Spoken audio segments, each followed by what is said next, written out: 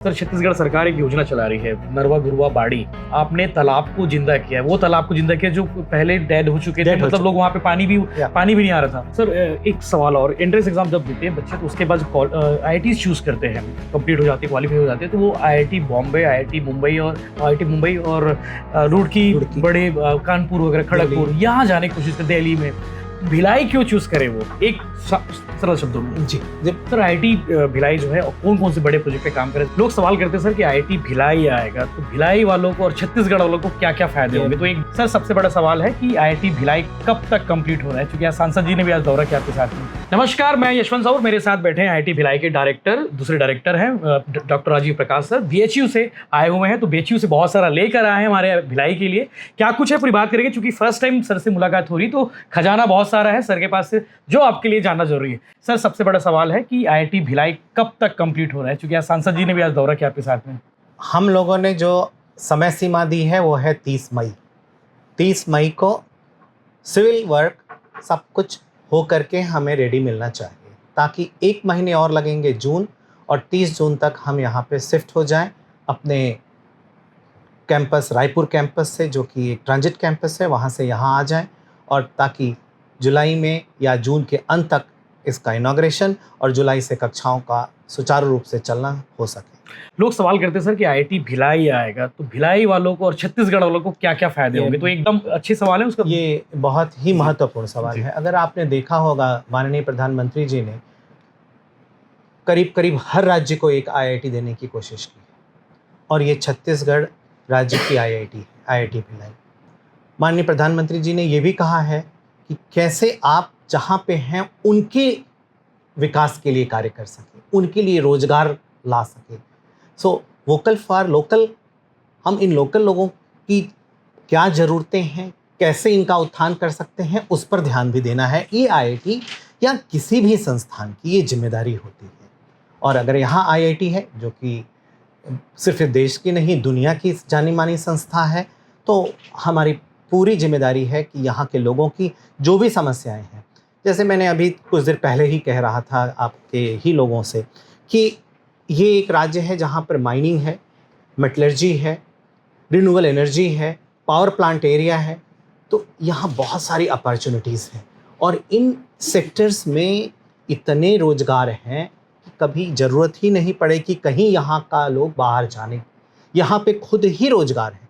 तो इन सारे सेक्टर्स में हम एक तो स्किल डेवलपमेंट के लिए कक्षाएं चलाने की बात कर रहे हैं। आज आप लोगों ने देखा होगा कि किस तरह से यहाँ पे लेक्चर हॉल थिएटर्स का हब है, जो कि हम देर इवनिंग क्लासेस भी चला सकते हैं, ऑनलाइन क्लासेस भी चला सकते हैं। ये सब फिल्मों में देखते हैं सर, ये सब क्लासेस चल रही हैं। वैसा फिल्मों में जो आपने देखा है वो इडियट्स में देखिए, बहुत बड़े क्लासेस। तो जो आपने अभी किसी ने पूछा था कि नई IIT है, यहाँ छात्र क्यों आएंगे, वो इसलिए आएंगे कि नई IIT है सबसे आधुनिकतम IIT है। सब कुछ जो आज होना चाहिए वो हम यहाँ शुरू से लाने की कोशिश कर रहे हैं। एक तरफ हमारे पास सेमीकंडक्टिंग डिवाइसेस के लिए क्लीन रूम है, 5G 6G के लिए टेस्ट बेड बनाया गया है, तो बायोमेडिकल इक्विपमेंट की टेस्टिंग के लिए और स्टील प्लांट और स्टील की टेस्टिंग के लिए हमारे पास भिलाई स्टील प्लांट जैसी जगह है, जो कि तैयार है वो अपनी स्टील प्लांट्स में हमको अपने रिसर्च करने के लिए। तो सब कुछ यहाँ पे है। तो पैकेजेस भी मिल रहे हैं, पैकेजेस भी हैं, 40 लाख में गए हैं, अच्छे पैकेजेस हैं। हालांकि हम इसके पक्ष में नहीं है कि विद्यार्थी हमारे पैकेज देख करके आए, क्योंकि ये JEE के टॉप ब्रेन हैं, ये दुनिया में जाने जाते हैं। आज आप बताने की यहाँ जरूरत नहीं है, कई देश ऐसे हैं जिनके कि अगर टॉप संस्थान या टॉप इंडस्ट्रीज़ हैं तो वो हमारे विद्यार्थियों के ही ऊपर चल रही हैं।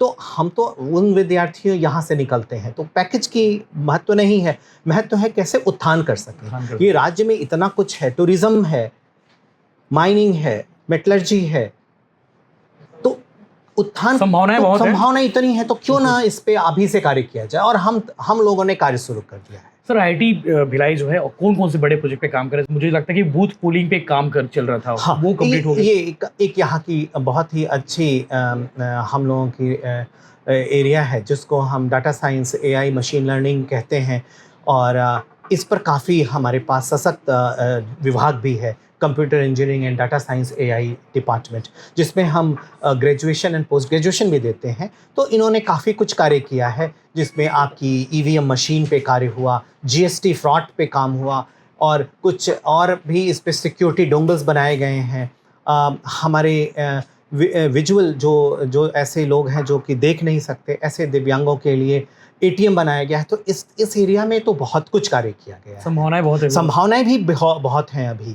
और इस पे ट्रेनिंग देना, यहाँ के पॉलिटेक्निक, आईटीआई जैसे कॉलेजेस को ट्रेन करना कि वो भी data science, AI, machine learning पर कार्य कर सकें, जान सकें, तो उनको ट्रेनिंग देना, ये सब भी हम लोगों ने शुरू किया है। सर एक सवाल और, एंट्रेंस एग्जाम जब देते हैं बच्चे तो उसके बाद आईआईटी चूज़ करते हैं, कंप्लीट हो जाते हैं, क्वालिफाई हो जाते हैं, तो वो आईआईटी बॉम्बे, आईआईटी मुंबई और रुड़की, बड़े कानपुर वगैरह, खड़गपुर, यहाँ जाने की कोशिश करते हैं, दिल्ली में। तो भिलाई क्यों चूज़ करें वो, एक सरल शब्दों में? जी, इसलिए क्योंकि आज आने वाले अगले 50 सालों में जिस टेक्नोलॉजी की ज़रूरत होगी, जिन चीज़ों की ज़रूरत होगी, उस चीज़ों को, उन टेक्नोलॉजीज़ को, आवश्यकताओं को देखते हुए हमारा ये आईआईटी भिलाई बनाया जा रहा है। तो उन विधाओं को लाने की अभी से कोशिश की जा रही है जिनकी आवश्यकता आने वाले 25-50 सालों में होगी।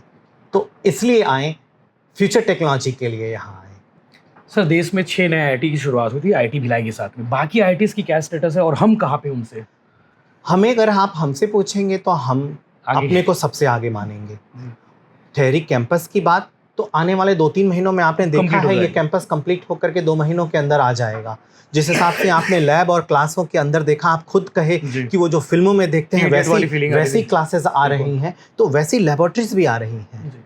तो ये पठन पाठन और जो भी रिसर्च है उनकी, सब कुछ उसी हिसाब से लाया जा रहा है। तो हम तो अपने को देख रहे हैं कि बेस्ट है। सर छत्तीसगढ़ सरकार एक योजना चला रही है, नरवा गुरवा बाड़ी। आपने तालाब को जिंदा किया है, वो तालाब को जिंदा किया जो पहले डेड हो चुके थे, मतलब लोग वहाँ पे पानी भी नहीं आ रहा था, तो वो तालाबों को कैसे आप लोगों ने जिंदा किया? अब वहाँ पे कैसे वाटर रिचार्ज करेंगे? बहुत बढ़िया सवाल है। हमने कहा नेट जीरो पे कार्य कर रहे हैं, इन्वायरमेंटल फ्रेंडली होके कार्य कर रहे हैं। तो उसमें सबसे पहले देखा, इस राज्य में पानी की समस्या है, तो पानी हमको बचाना है, रिसाइकिल जितना से कर सकें। बरसात अच्छी होती है तो उस पानी को हमें इकट्ठा करना है। तो जब हमने देखा उन्हें इकट्ठा करना है, तो इकट्ठा करने के कई तरीके हैं। ग्राउंड वाटर को रिचार्ज करना, सरफेस वाटर को लेना। तो ग्राउंड वाटर रिचार्जिंग तो ठीक है, एक तरीका है, वो हम कर रहे हैं। लेकिन हमने देखा सरफेस वाटर को भी हम ला करके यहाँ पे रख सकते हैं। तो बहुत से तालाब यहाँ पे रहे हैं, जो आपने कहा, बहुत सही कहा कि वो तालाब ख़त्म हो रहे थे। उनके बेड को का ट्रीटमेंट किया ताकि पानी तुरंत अंदर न चला जाए।